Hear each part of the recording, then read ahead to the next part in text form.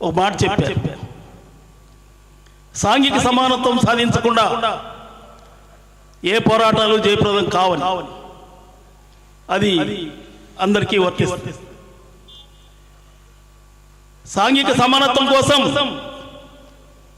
అదేవిధంగా సామాజిక న్యాయం కోసం స్వాతంత్ర పోరాటం నుంచే కమ్యూనిస్టులు అది వారసత్వంగా తీసుకొని వచ్చారు.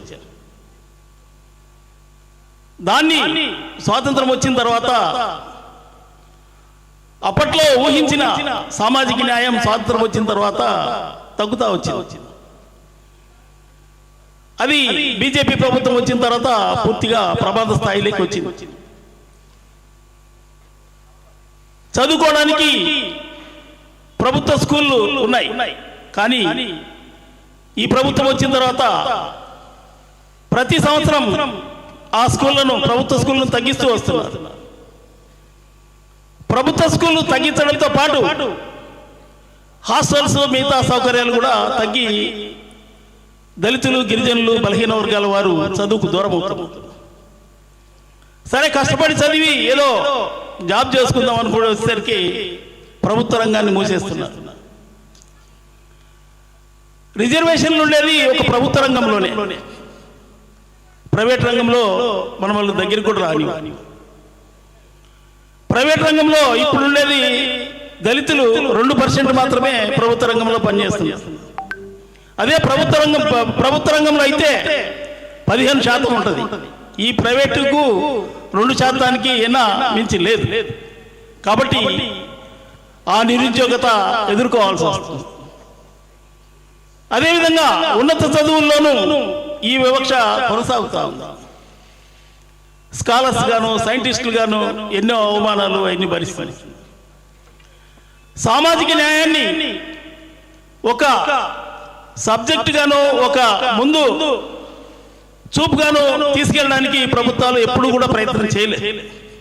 బీజేపీ ప్రభుత్వం వచ్చిన తర్వాత అసలే లేదు. మీరు చూసే ఉంటారు, ఓ 3 నెలల క్రితట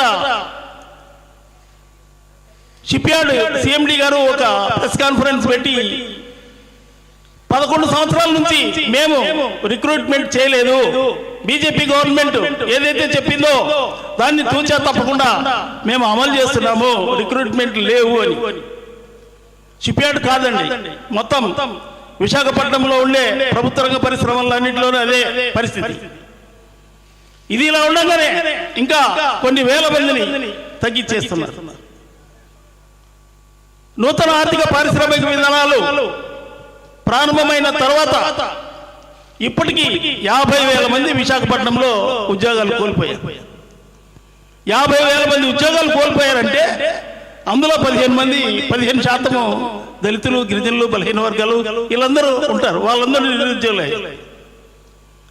కాబట్టి ఈ సామాజిక న్యాయాన్ని అమలు చేయడం కోసం, దాన్ని ముందుకు తీసుకెళ్లడం కోసం ఈ యొక్క సిఐటి అఖిల భారత మహాసభలో చర్చించాలని, ఈ యొక్క సామాజిక న్యాయాన్ని, అదేవిధంగా సాంఘిక సమానత్వాన్ని ఏ విధంగా ముందుకు తీసుకెళ్లాలనేది ఈ యొక్క మహాసభల్లో చర్చించి ఆ విధంగా ముందుకు తీసుకెళ్తే బాగుంటుందనేది కుల వివక్ష వ్యతిరేక పోరాట సంఘం మేము కోరుకుంటున్నాం.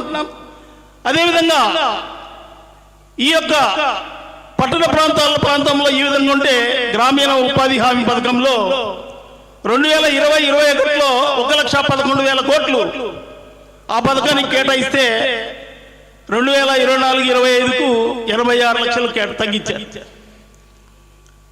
మొన్న శీతాకాల సమావేశాల్లో అది కూడా పేరు మార్చేసి రాష్ట్ర ప్రభుత్వానికి 40% పెట్టాలని లింక్ పెట్టి దాన్ని కూడా నిర్వీర్యం చేయడానికి ప్రయత్నం చేస్తున్నారు. కాబట్టి సామాజిక న్యాయం కాదు, ఈ బీజేపీ ప్రభుత్వంలో దళితులు, గిరిజనులు, బలహీన వర్గాల వారు బ్రతకడం కూడా కష్టమవుతుంది. కాబట్టి దీన్ని ఎదిరించి ముందుకు పోవడానికి అందరం సంఘటితం అవ్వాలని కోరుకుంటూ నాకు ఈ అవకాశం ఇచ్చిన మీ అందరికీ ధన్యవాదాలు తెలుపుకుంటూ సెలవు తీసుకుంటాను.